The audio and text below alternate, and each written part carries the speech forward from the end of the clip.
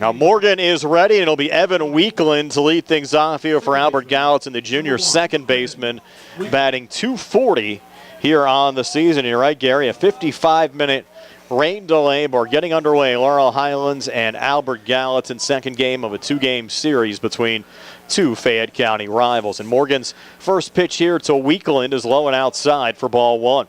And here's Morgan again. Payoff pitch here to Sutton. On the way, and that's a called strike three, and down goes Kenyon Sutton. And a big strikeout there for Morgan to really get him into the game a little bit there, Gary. Now Caden Brady coming to the plate, the junior first baseman, batting .250 with 2 RBI. Swings to the first pitch, pops it up here in the infield. And it'll be Vecchiola that makes the catch, throw back to second. Almost turned the double play there. Yeah, if Lyon would have been on the base, he would have been a double play. They called it a double play at second, Gary. I don't think he was on the base. I think that's a bad call, but Mustangs are going to take it. You wonder who he was facing in some of those games. Off to a hot start here today against Laurel Highlands. At least 2 pitches in. Now the 0-2 on the way. Called strike three. So a 3-pitch strikeout for Billy Craig. Where have the Colonials been hiding Craig? Now the 0-2, 5 strikes and 5 pitches so far for Craig. And a fastball here called strike three. Unbelievable. Wow. I don't recall seeing that, Gary. 6 pitches, 6 strikes, and 2 strikeouts to start a game. Morgan getting the signal. Working from the stretch. Here's a pitch. Strike three called at the knees. So looking strikeout now for Morgan. 0-1 is the count. 2 outs. There's a throw over, and they got him picked off if they make the play, and they do. So a nice pick off there by Morgan. 0-2 pitch. There's a shot down to third. Eats up the third baseman, and Lyon with the good speed will get the first hit for the Mustangs. We're to call that too hot to handle. Yep.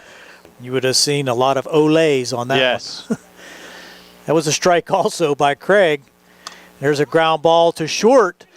On second for 1, over to first, and he is out. Double play. Nice pick by the first baseman, Caden Brady, on the one hop to end the inning on a 6-4-3 double play. Chips 0 for 8 so far this season. Does have 1 RBI for Albert Gallatin. First pitch swinging here. High fly ball in the gap in right center. And unable to haul it in there was Jack Johns. And that will allow Colton Chips to get down to second base, and Albert Gallatin with a runner in scoring position in a scoreless game with 1 out here in the top of the third. Still looking for the game's first run on either side. Now the 1-2 pitch to Edwards, called strike three, and now 2 away here in the top of the third with the top of the order and Evan Weekland due up next. Now the 1-2. From Morgan to Weekland, swing and a miss, strike three, gets that one swinging to end the top half of the third. So we'll go to the bottom of the third, still scoreless. Count now 1-2 here to Andrew Irwin from Billy Craig. Craig with a fastball, Irwin pops it up here on the right side, and it'll drop in for a Mustang hit. That one falling in between Usher, Weekland, and Brady on the right side, giving Laurel Highlands a base runner with 1 out here in the bottom of the third. Brady, good speed on at first. Perez does have 4 RBIs so far this season. Came into the game with a .211 average. There's a ground ball to third again. That's fair down the line.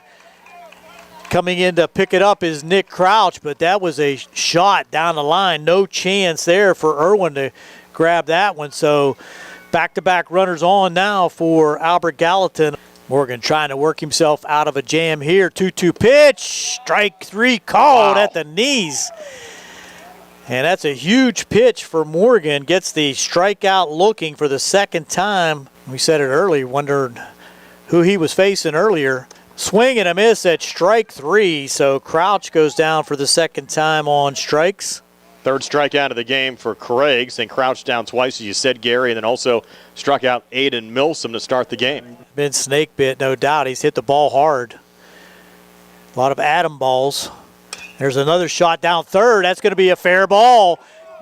Vecchiola's going to try for 2, and he's going to be in with a stand-up double on that shot down third base line, just fair inside the bag, and kind of died against the fence in the left field corner. So 0-2 out in front is Billy Craig. Look for a off-speed pitch here. And swing and a miss, strike 3. So Craig, working tremendously, strikes out Noah Lyon to end the inning. The count now even at 1-1 after that foul ball. Showing bunt again, pulling back, pitch miss, attempting to steal third. There was Chips. Now he's caught in a rundown, and they're going to make the throw back and get the tag made for the second out of the inning. So tough there, Gary. They had Chips in scoring position, attempted to steal third. He kind of knew he was going to be dead to rights there, trying to go back to the second base bag. Now Craig continuing to be efficient. 0-2 here to Gallagher, called strike 3. So for Billy Craig, that's strikeout number 5 in this game. And a quick 2 outs here in the bottom half of the 5th inning. Got things ready, and we've had more baseball action than less baseball action as strike 3 swinging to Irwin. Now 6 strikeouts in the game for Billy Craig. Another quick bottom half of the 5th inning. This game scoreless after 5. So Morgan with the 0-2 pitch, swing and a miss, strike 3. So 3-pitch strikeout there, Morgan to Weakland. Now 6 strikeouts in the game for Morgan, and temperature's starting to heat up again. Garrett, the sun out, had the rain earlier. Here's the pitch. Their ground ball up the middle for a base hit by Aiden Milsom. Great at bat that time by Aiden Milsom. Worked the count full and comes through with a 1-out single. It's a huge lead over here.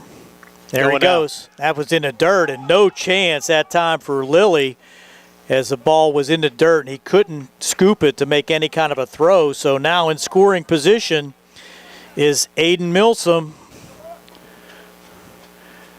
I'm sure he's going to take off, no doubt.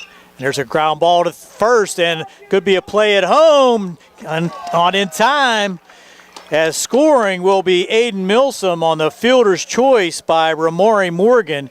The ball was a 3-hopper to first baseman Caden Brady, and he tried to make the play at home, which would have required a tag. 2-2 remains the count. Runners on second and third, just 1 out. Craig DeVecchiola. There's a rocket into left field. He found grass this time. They're going to send the runner. Here's a throw to the plate, and he is out. Wow. But he did get 1 run across, though, Gary. They did, from third base, Crouch scoring, but trying to score from second was Fowler, the courtesy runner. Nice throw from the left fielder, Caden Perez, nails Fowler at the plate. But that does plate the second run for the Mustangs. And an RBI single for Sevi Vecchiola.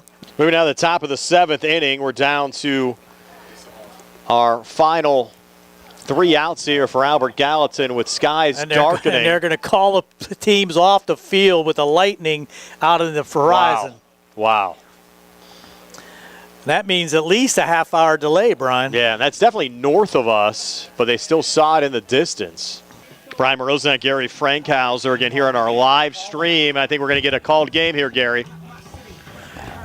That's exactly right. They have the teams lining up with the radar that we see, the lightning continuing.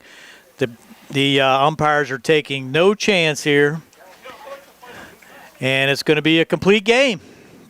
So we do have a final score. Carl, you can post it. 2-0 Mustangs over the Albert Gallatin Colonials.